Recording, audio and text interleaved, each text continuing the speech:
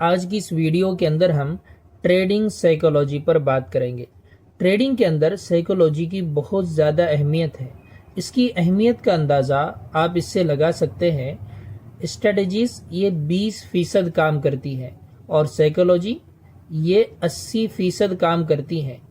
जो सेबी का डाटा है ना, 90 से 95% ट्रेडिंग के अंदर लोग लॉस करते हैं। तो ये सब वो नहीं होते हैं जिनको ट्रेडिंग करना नहीं आती है, बल्कि उन्होंने ट्रेडिंग सीखी भी होती है, लेकिन उनकी साइकोलॉजी सही से बनी हुई नहीं होती है जो उनको लॉस करवाती है। और जो 5 से 10% लोग हैं ना, जो ट्रेडिंग के अंदर बड़ा पैसा बनाते हैं, इनके पास कोई ऐसी स्ट्रेटेजीज नहीं होती है जो बिल्कुल मतलब आसमान से उतरी हुई हो, बल्कि वही स्ट्रेटेजीज पर वो अमल करते हैं जो ये 90% लोग नाकामयाब होते हैं। लेकिन उनके पास एक अच्छी साइकोलॉजी बनी हुई होती है जो उनको ट्रेडिंग के अंदर कामयाबी दिलाती है। तो अगर आप एक परफेक्ट ट्रेडर बनना चाहते हैं, अगर आप एक सक्सेसफुल ट्रेडर बनना चाहते हैं, तो ट्रेडिंग सीखने के साथ ट्रेडिंग के अंदर एक परफेक्ट नॉलेज हासिल करने के साथ साथ आपको अपनी साइकोलॉजी को मजबूत करना ये भी जरूरी है। तो ट्रेडिंग के अंदर साइकोलॉजी की अहमियत आपने समझ ली, इसलिए कि ट्रेडिंग के अंदर क्या होता है, जब आदमी रियल ट्रेड करता है ना, तो उसका वहां पर पैसा है ना, नीचे ऊपर होता हुआ उसको नजर आता है।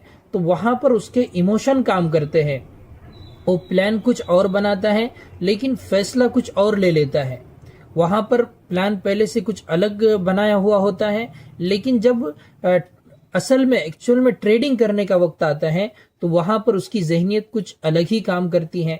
तो इस अपनी जहनियत को अपने सीखे हुए मतलब स्ट्रेटजीज के मुताबिक ढालने के लिए आपको है ना अपने माइंडसेट को बनाना ये बहुत ही ज्यादा अहम और जरूरी है। आज की इस वीडियो के अंदर हम कुछ पॉइंट आपको बताने वाले हैं। अगर आप इसके ऊपर अमल करते हैं तो अल्लाह की जात से उम्मीद है आपको इंशाल्लाह ट्रेडिंग के अंदर बड़ा फायदा होगा। आप लॉस से बचोगे और एक परफेक्ट ट्रेडर बनोगे। इसे अल्लाह बनाने वाले हैं, लेकिन मेहनत करना, कोशिश करना ये हमारा काम है। उसके अंदर सबसे पहला पॉइंट हमारा जो है तो एक वो ये है कि हमने जो ट्रेडिंग करना है वो एक लॉजिक के साथ करना है। यानी जब हम ट्रेड लेंगे ना कोई भी, तो उसके पीछे एक लॉजिक होना चाहिए, उसके पीछे एक वजह होना चाहिए। जब भी हम किसी स्टॉक को बाय कर रहे हैं तो उसके अंदर हमने कोई अच्छा डिमांड जोन देखा हुआ है या अच्छा सपोर्ट देखा हुआ है या कोई कैंडल स्टिक पैटर्न अच्छे से वहां पर बना हुआ है,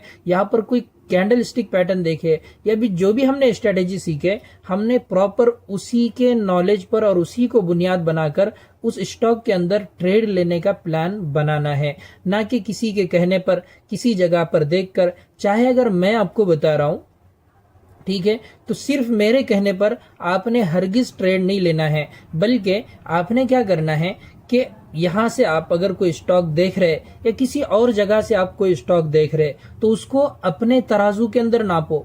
आप अपनी स्ट्रेटेजीज के ऊपर उसको देखो। आप खुद देखो कि भाई यहाँ पर कौन सी कैंडल बन रही है, ये सपोर्ट पर है या नहीं, यहाँ पर कोई इंडिकेटर इसके फेवर में है या नहीं। आपकी जो भी स्ट्रेटेजीज है, आप उसके तराजू के अंदर इस स्टॉक को तोलना है। मैं भी ऐसा नहीं कि मैं मतलब कहीं और से स्टॉक लाता हूं, तो बहुत सारी जगह है जहां से लेते हैं, लेकिन अगर मैं किसी जगह से स्टॉक लेता भी हूं तो पहले लेकर मैं उसको डायरेक्ट बाय नहीं करता हूं, बल्कि पहले मैं उसको अपने तराजू में नापता हूं। अगर वो मुझे सही लगता है तो फिर ट्रेड लेने में कोई हर्ज नहीं है। लेकिन अगर वो मेरे मतलब तराजू में बैठ रहा ही नहीं है, मेरे मतलब लॉजिक पे आ रहा ही नहीं है, उसके पीछे मुझे कुछ लग रहा ही नहीं कि यहाँ से ऊपर जाएगा, तो फिर खामा खा मैं किसी के कहने पर बिल्कुल भी ट्रेड नहीं लेता हूँ। समझ रहे ना बात? तो आपने जब भी ट्रेड लेना है, सबसे पहला पॉइंट इसको अच्छे से जहन नशीन कर लें। आपने जब भी कोई ट्रेड लेना है तो उसके पीछे कुछ ना कुछ लॉजिक जरूर होना चाहिए। तो हमारा ये सबसे पहला पॉइंट था, ये बहुत अहम है। पॉइंट ये है हमारा कि आपने ट्रेड लेने से पहले ही, ट्रेड लेने के बाद नहीं, लोग लेने के बाद देखते, ट्रेड लेने से पहले ही अपना रिस्क रिवार्ड देखना चाहिए कि मैं जो यहाँ पर बाय कर रहा हूँ इस स्टॉक को, तो मेरा स्टॉप लॉस क्या रहने वाला है, मेरी एंट्री कहाँ पर हो रही है और मेरा टारगेट कौन सा रहने वाला है। अच्छा, स्टॉप लॉस, एंट्री और टारगेट ये हम अपने दिल से नहीं तय करेंगे, बल्कि चार्ट पर हमें नजर आना चाहिए कि मेरी ये एंट्री है तो क्यों, मेरा स्टॉप लॉस है तो इसकी वजह क्या है, और मेरा ये टारगेट है तो इसके पीछे क्या लॉजिक है। तो ये सारी चीजें तय होना। अब जब स्टॉप लॉस हमारा रहेगा वो कम अज कम 1:2 का होना चाहिए। यानी अगर आप किसी स्टॉक के अंदर 1 लाख रुपए लगा रहे, मिसाल के तौर पर आपको वहां पर 1,000 रुपए का स्टॉप लॉस लगाना है, 1,000 रुपए का आपका स्टॉप लॉस बन रहा है, तो उसके मुकाबले में टारगेट कितना बनना चाहिए, कम से कम 2,000 रुपए का बनना चाहिए। अगर 1:3 और 1:4 का है तो ये तो बहुत ही अच्छी चीज है कि आप अगर 1,000 रुपए लॉस बर्दाश्त करने के लिए तैयार हैं तो उसके भी मुकाबिल आपका जो टारगेट है वो 3 से 4,000 रुपए का है। तो इसके अंदर फिर अगर आपके 2 स्टॉप लॉस भी हिट होते हैं तो वहां पर अगर और 2 टारगेट भी हिट होते हैं तो आपका स्टॉप लॉस होगा 2,000 का और टारगेट होगा 8,000 का। समझ रहे ना बात को। तो ये सारी चीजें, और ये अपने दिल से नहीं करना है, जैसे मैंने पहले बताया, ये आपको चार्ट बताएगा कि स्टॉप लॉस यहाँ क्यों रखना है, एंट्री यहाँ क्यों लेना है, और टारगेट ये होगा तो क्यों होगा। तो ट्रेड लेने से पहले ये चीज तय होना बहुत ज्यादा जरूरी है।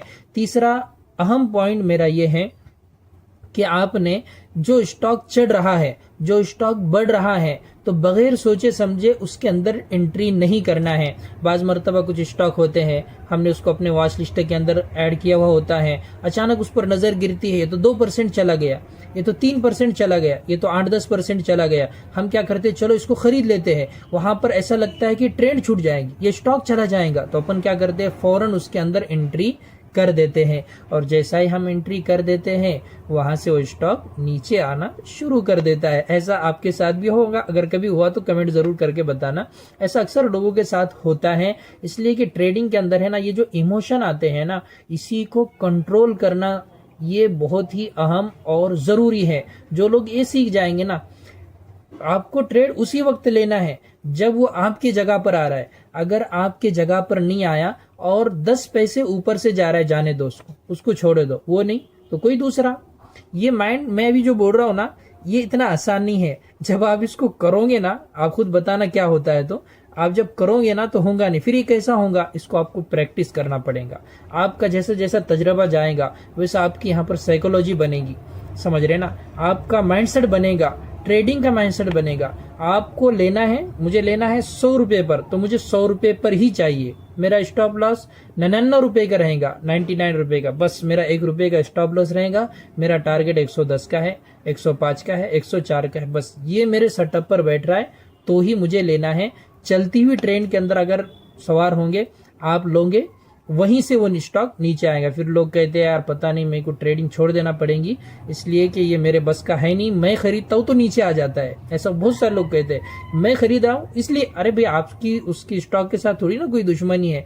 आप गलत हो, मार्केट गलत नहीं है, आप गलत हो कि आप गलत जगह एंट्री कर रहे हो, समझ रहे। तो हमको कभी भी बढ़ते हुए, दौड़ते हुए, चलते हुए स्टॉक के अंदर एंट्री अचानक में नहीं लेना है। ये 3 पॉइंट आपने अगर याद रखे तो चौथा पॉइंट ये है कि आपने है ना अपने स्टॉक मार्केट के अंदर सब्र और पैशन को सीखना है।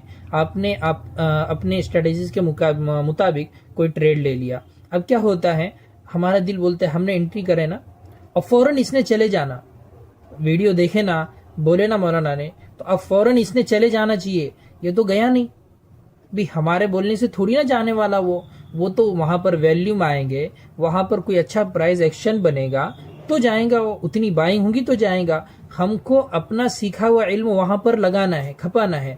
फिर हम कभी क्या करते हैं, वीकली टाइम फ्रेम पर देखकर ट्रेड लेते हैं और हमारा दिल जाता है फौरन जाना। अगर वीकली का देखे तो उसके लिए 1-2 हफ्ते रुकना पड़ेगा, डेली टाइम फ्रेम के हिसाब से लिए तो उसके लिए 2-4 दिन रुकना पड़ेगा, मंथली के हिसाब से लिए तो फिर तो 1-2 महीने रुकना पड़ेगा, है ना। तो जिस टाइम फ्रेम के हिसाब से हम ट्रेड ले रहे उसके हिसाब से वहां पर सब्र करके बैठना भी पड़ेगा। फिर अचानक क्या होता है, लेते 2-3 दिन रुके, अरे यार नहीं चढ़ रहा है, इसको निकाल दो। फिर चौथे दिन आपने बेच दिया और वो स्टॉक 10% ऊपर चला जाता है। बहुत सारे दोस्त ऐसा कहते रहते कि भाई मैंने बेचा कि वो चला गया 10%। अगर नहीं बेचा होता तो मुझे तो लाख रुपए लगाए हुए थे, 10,000 रुपये प्रॉफिट उसके अंदर हो जाता है। ऐसा बहुत मर्तबा होता, आपको भी हुआ होगा शायद, समझ रहे ना बात को।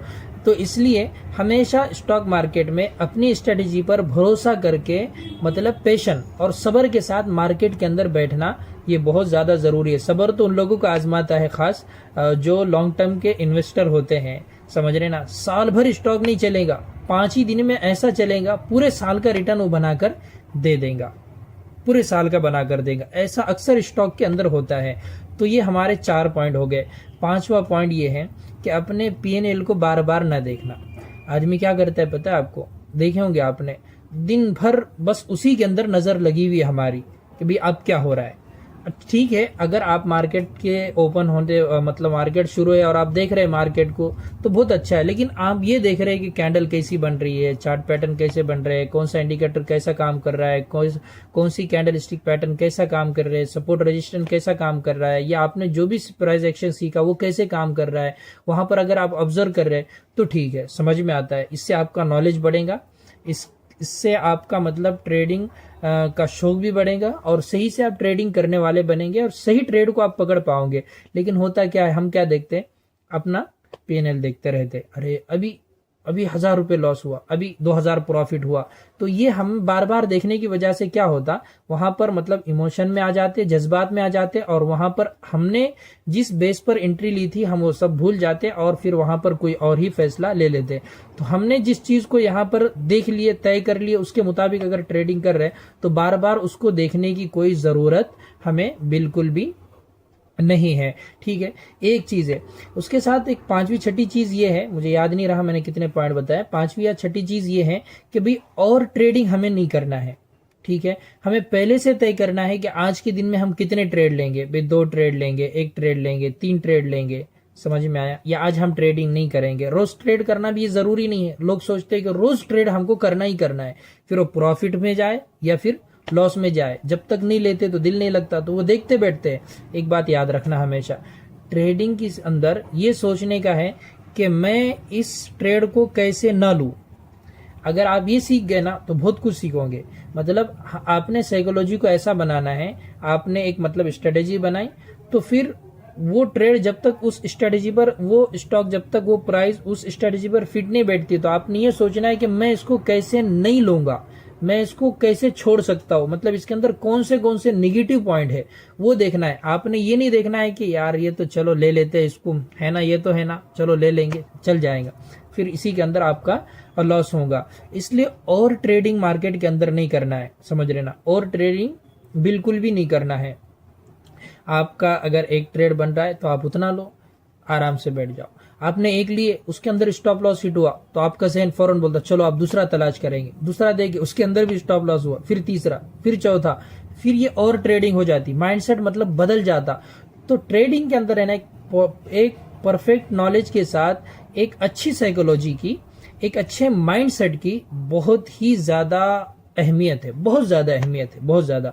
अच्छा, एक पॉइंट मैं ये भी अर्ज करूं, आपने कभी भी है ना ट्रेडिंग अपने लॉस को रिकवर करने के लिए नहीं करना है ना। आदमी सोचता है यार आज तो 5,000 लॉस हुआ, अब मुझे 5,000 कवर करना है। उसके लिए आदमी क्या करता है, उल्टे सीधे कैसा भी स्टॉक देखेंगे, चलो ये दिख रहा है थोड़ा ठीक, ले डालो इसको। फिर उसके अंदर पहले 5,000 लॉस था और 5,000 हो जाता, अब तो 10,000 हो गया।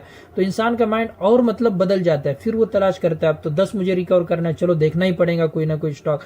फिर किसी जगह पर इधर टेलीग्राम पर, व्हाट्सएप पर, यूट्यूब पर देखेगा, फिर उसको ले लेगा, फिर उसके अंदर और 2-5,000 का लॉस हो जाता है, और फिर बाद में आदमी पछताकर मार्केट को से ही चला जाता है। तो लॉस को रिकवर करने के चक्कर में कभी भी ट्रेडिंग नहीं करना है। तो कुछ पॉइंट मेरे जहन में ये आए, मैंने आपके साथ उसको शेयर किया। अगर कोई चीज़ आपके पास और भी है तो फिर ज़रूर मुझे कमेंट के अंदर बताइएगा, और वीडियो कैसा लगा ये भी बताइए। वीडियो पसंद आए तो लाइक ज़रूर कीजिए।